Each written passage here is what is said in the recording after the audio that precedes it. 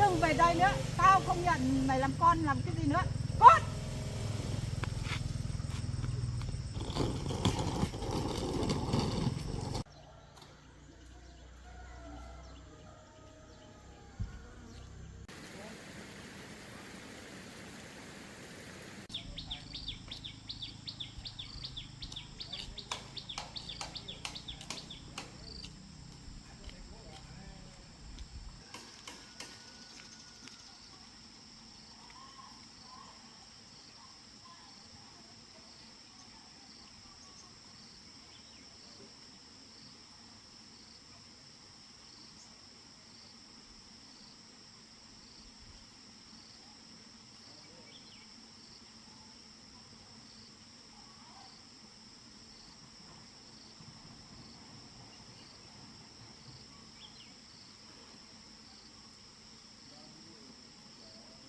Làm này khổ quá, bây giờ chuẩn bị đám cưới hết rồi, xong là lại trốn biết đi đâu rồi, bây giờ đi ra đường biết nhịp mặt mũi anh em kiểu gì nữa. Con gái người ta bây giờ bằng tuổi này là lấy chồng có con cái hết rồi, bây giờ con mình bao nhiêu công sức tiền của nuôi nó đi ăn học, bây giờ về trả ra gì. Giờ không biết là chuẩn bị đám cưới hết rồi, còn mặt mũi gì mà nói nhìn mặt mũi thiên hạ người anh em trong làng xóm nữa.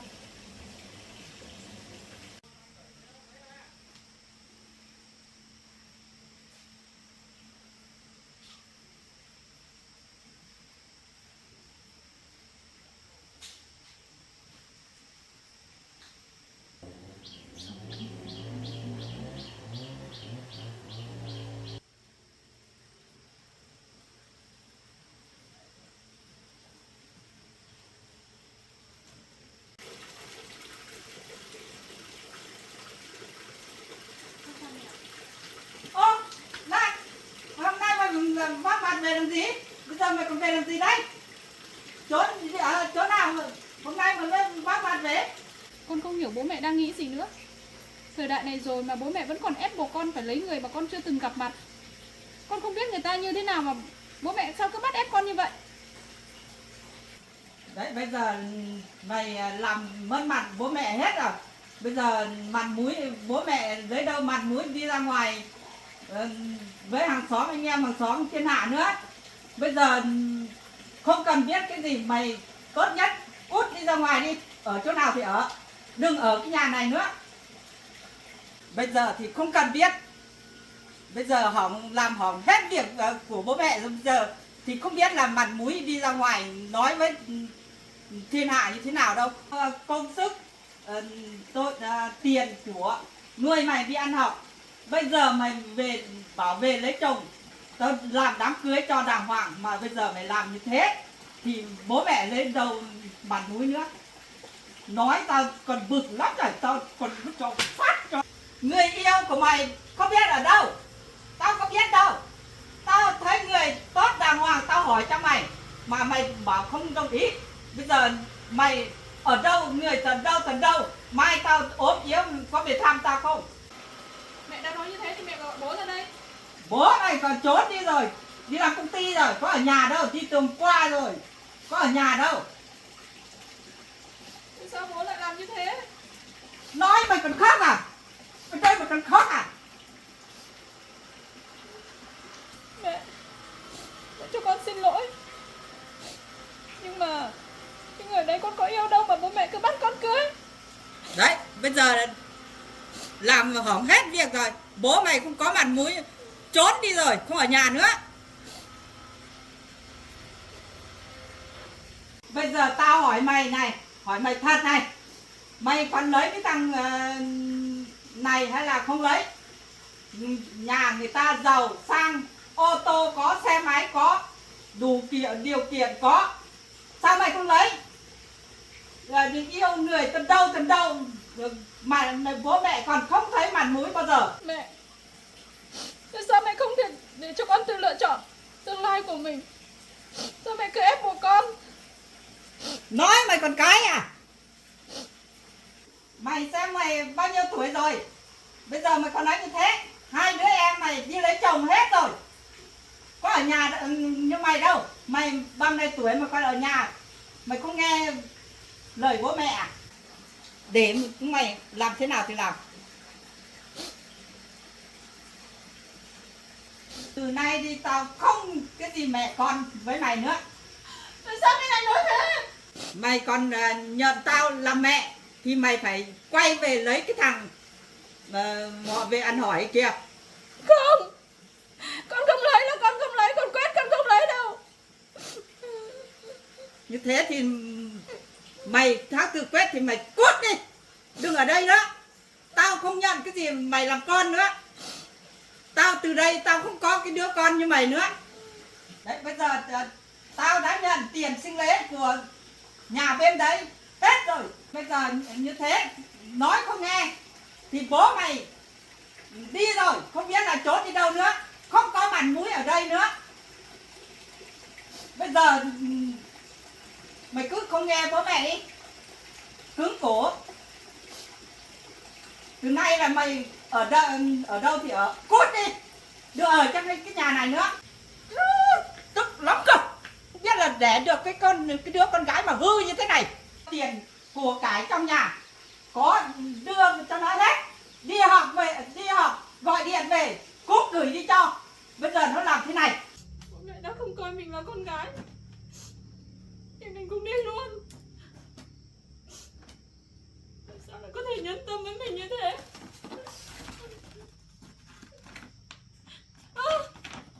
Hồ sơ của tôi đâu rồi? Mẹ! Mẹ! Lấy tao túi không của con thì đâu hết rồi? Hôm qua ta có biết đâu, hôm qua thấy bố mày lấy đi đằng sau đi đốt, không biết là giấy tờ gì, không biết Đốt đâu. ở đâu? Đốt ở đằng sau kia.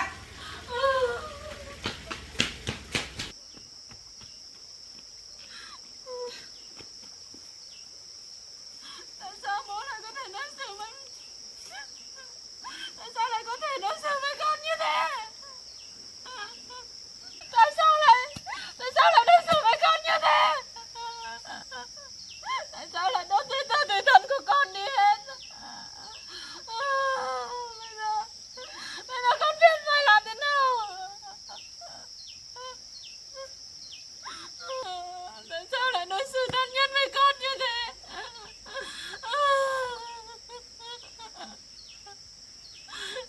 Tại sao? Tại sao? Tại sao lại đối xử với con như vậy? Sướng, bố mày trả đốt hết rồi, còn cái gì nữa? Sướng chưa? Sướng, không nghe lời bố mẹ, sướng chưa? Tương lai của con mà tại sao bố mẹ cứ tự quyết định? Bố mày trả đốt hết rồi, bây giờ còn tìm cái gì nữa? Tại sao bố mẹ lại không yêu thương con? Bố mẹ là đầu tư cho con đi học từ đầu đến cuối. Sai lầm lớn nhất là đầu tư cho con đi học này, bây giờ mới nghĩ ra mất hết tiền của cho con đi, đầu tư cho con đi học. Bây giờ về con không nghe lời bố mẹ, bây giờ cút đi ăn xin đi. Đấy, bố mẹ bảo lấy cái thằng kia, nhà người ta nhà xây cửa, xe máy ô tô có hết, cái gì công việc nó có công việc làm mà không lấy, không nghe bố mẹ, đi lấy người tận đâu bố mẹ còn không thấy mặt mũi bao giờ. Đấy, mày bảo không nghe, mày hư thế này, đứa con hư thế này, mày đi đâu thì đợi đi,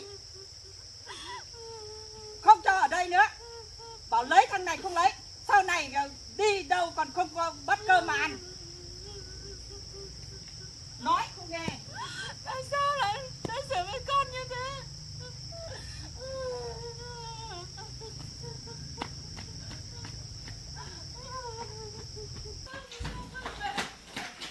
Giấy tờ tùy thân của con có phải một đốt hết rồi không? Bố mày trả đốt hết rồi, bây giờ còn nói cái gì nữa? Con xin mẹ mà. Con xin mẹ mà. Mày có phải cái gì con của tao để ra không hư như thế này đâu.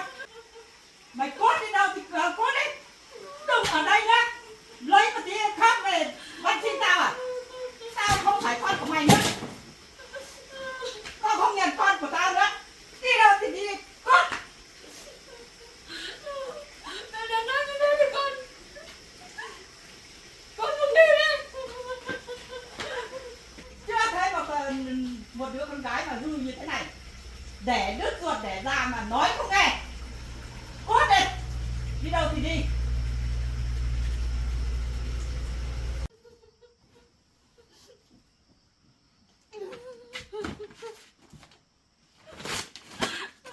Có một giấy tờ tùy thân mà tại sao bố mẹ lại có thể đưa đi giấy tờ tùy thân của mình như vậy?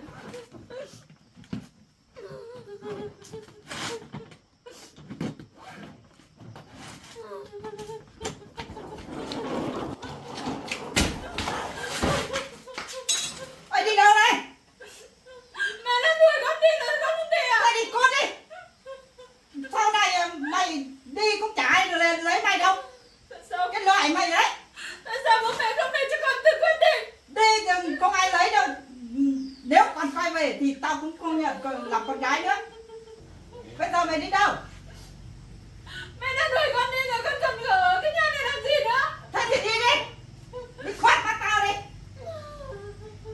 Tao không giữ mày ở nhà nữa. Đi đi. Cút.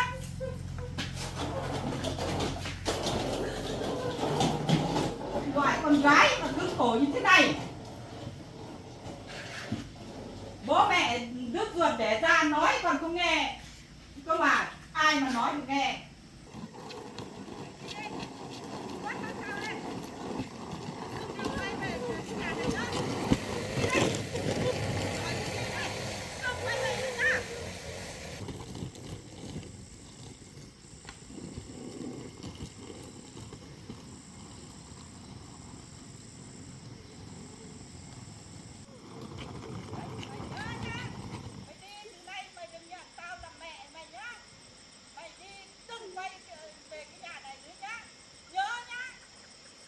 Mẹ đã nói như thế từ nay con cũng không quay trở về căn nhà này nữa.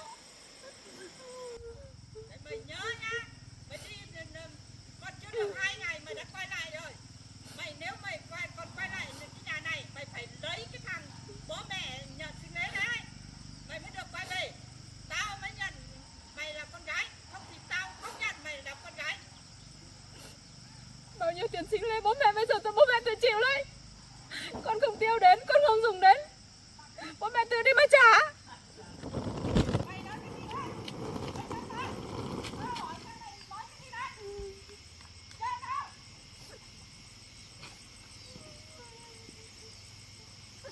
Mày nói cái gì đấy? Mày vừa nói cái gì đấy? Hả? Mày nói cái gì đấy? Thì bây giờ cái tiền sinh lễ bố mẹ nhận thì bố mẹ phải tự chịu, tự trả chứ. Bây giờ mày phải nghe lời tao. Mày không được cái. Mày là tao để ra, mày phải nghe lời tao. Mẹ đã đuổi con đi rồi, bây giờ vẫn còn phải bắt con chịu cái tiền sinh lễ đấy hả? Đấy Con là không chịu đâu. người ta bố mẹ đã nhận hết rồi. Bây giờ mày còn chối à? Mày còn cái à? Bây giờ mày không nhận, mày không lấy cái thằng này, mày phải đi tìm tiền về của bố mẹ trả cái số sinh lễ 15-20 triệu đấy. Không phải đơn giản đâu. Bảo là mày đồng ý rồi, bố mẹ nhận, bây giờ thì tội ra bố mẹ nhận hết à? Bố mẹ lấy đâu ra tiền trả? Mày phải đi tìm tiền về trả cái số sinh lễ đấy. Thế cái tiền sinh lễ đấy bố mẹ mang đi đâu rồi? Cái tiền sinh lễ đấy bố mẹ tự lấy, bố mẹ tự mới trả. Mày biết là cái chỗ tiền bằng đấy là chi vào chỗ nào không? In thiết này, thuê rạp này, mời mâm có này. Mày biết đâu, bây giờ hoán hết rồi. Không có một cái gì, có là vứt không. Thế Đấy, bây giờ mày- giấy tờ tùy thân con không có. Thế bây giờ con lấy tiền đâu ra mà trả? Mày phải đi tìm tiền về hồi trả. Nếu mày không lấy cái thằng này, mày phải tìm tiền về hồi trả. Không thì quay về mày phải lấy cái thằng này. Tao mới nhận mày làm con tao. Nhà người ta đàng hoàng không lấy thì đi lấy cái thằng ở đâu? Sau này bố mẹ ốm có về thăm không? Tại sao lại có thể đối xử với con như thế? Đấy, mày phải lấy tiền về hồ trả tao. Hồ tao trả cái sinh lễ đấy. Nếu mày không hồ tao trả thì từ nay mày không thấy mặt mũi tao bao giờ nữa. Thế mẹ nhìn con đi, hai bàn tay trắng thì thế con làm được cái gì? Giấy tờ thì không có. Thì quay về lấy cái thằng này, nó có sao đâu. đi mày. Từ nay đừng về ở cái đất này nữa. Đi đâu thì đi. Mẹ đã đuổi con như thế, cha con ở đâu thì ở. Thịnh lấy người ta như thế thì mẹ đi mà lấy đi, con không lấy đâu. Đó. Tao để ra mày còn bảo tao đi lấy cái thằng đấy à? Mày Bố mẹ thích nữa đấy. Mẹ thích thì mẹ lấy thôi, chứ con có thích đâu. không thích tao để mày ra, mày phải nghe lời tao.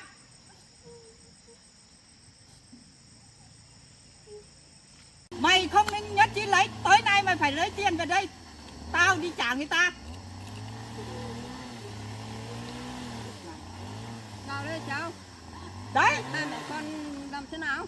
đấy, hôm nọ em mời cưới đấy. Thằng này với cái đứa này đấy, bây giờ nó không lấy cái thằng này, hỏng hết việc.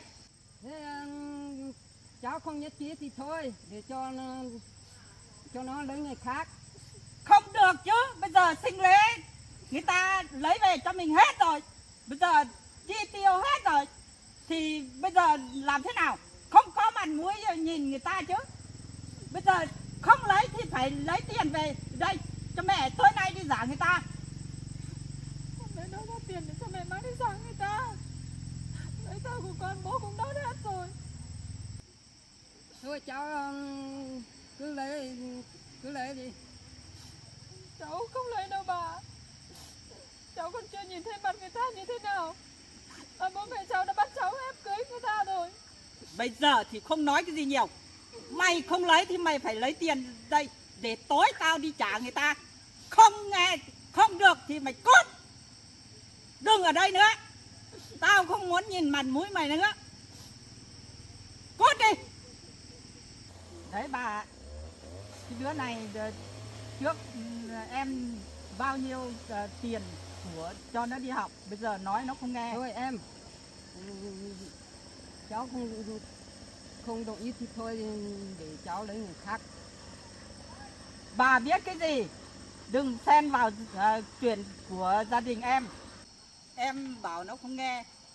Bây giờ nó cứng cỏi thế này. Bao nhiêu tiền của họ đưa về, bây giờ chi tiêu hết rồi, không có tiền rồi. Thôi chỉ nói thế thôi, em sao nói lời nặng thế? Không được chứ, nó không nghe lời. Bây giờ tiền xưng lễ bên trai họ đưa về đây hết rồi, mà nó không hộ bố mẹ trả thì bố mẹ lấy đâu ra tiền trả. Thế cháu không lấy thì lấy cái tiền này trả người ta à? Bây giờ em lấy đâu ra tiền để đi trả nữa? Đã đi mua đặt lễ mâm cỗ hết rồi, còn lấy đâu ra tiền trả người ta nữa? Đấy, bây giờ thì không có tiền trả người ta thì lấy đâu ra mặt mũi nhìn hàng xóm nữa. Lễ người ta đặt hết rồi, bây giờ mà không nhất trí lấy. Đấy, mày bây giờ thế nào? Mày có trả không? Có hộ giờ mẹ trả không? Con không hộ. Con lấy tiền đó ra mà trả cho mẹ. Thế bây giờ thì nói không nghe thế này, mày cút đi. Từ nay đi, từ mẹ con, không mẹ con cái gì nữa. Mày đừng về đây nữa. Tao không nhận mày làm con làm cái gì nữa. Cút.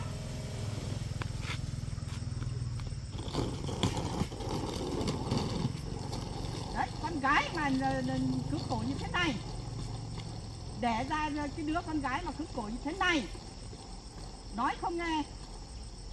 Thiên hạ người ta có đứa con gái như thế này không? Chưa đời nghĩ đến đời người mà có cái đứa con gái mà cứng cỏi như thế này.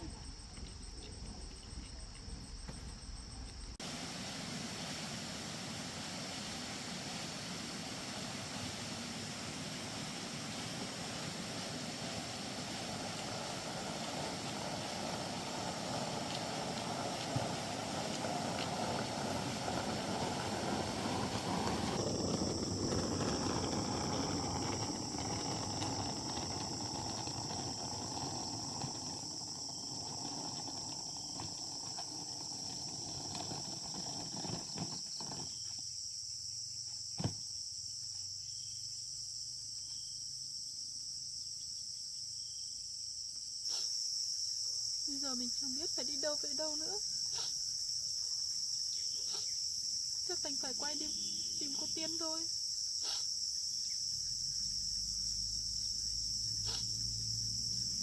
Mà bây giờ đi vào nhà cô Tiên cũng xa, vào cũng không kịp nữa. Bố mẹ thì chẳng coi mình ra gì.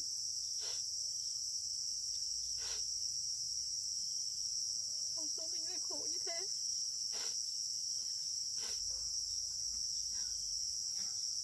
Đi làm thì không có giấy tờ tùy thân, thì đi làm kiểu gì bây giờ?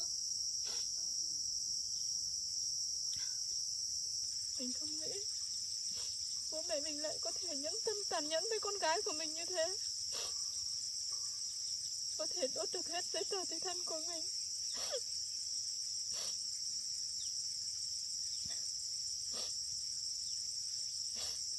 Bây giờ mình phải làm sao bây giờ?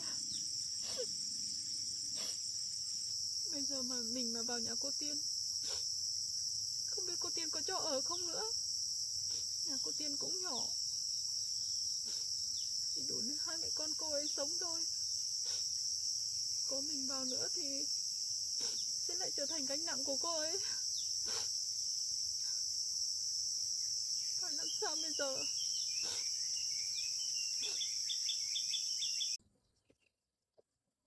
Quần Chúng ta cho mình Về đây này, quần á.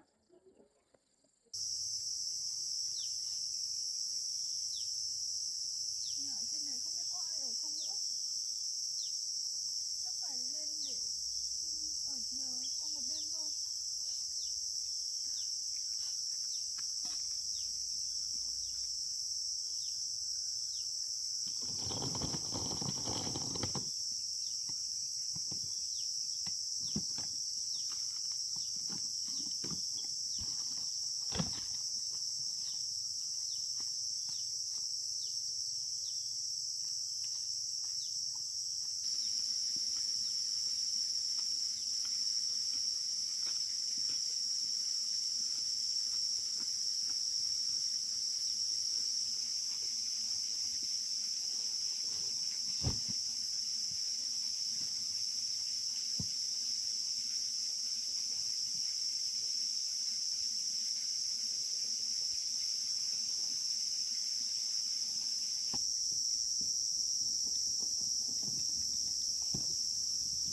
Cô ơi!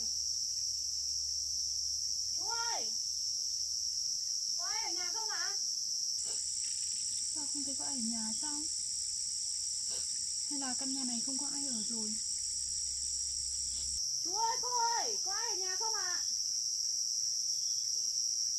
Hình như là không có người ở nhà sao?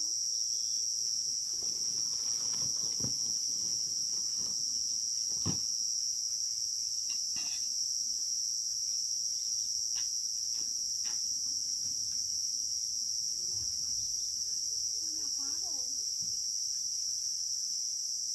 Không có ai ở đây rồi. Họ đóng cửa như này thì chắc căn nhà này cũng lâu rồi không có người ở rồi.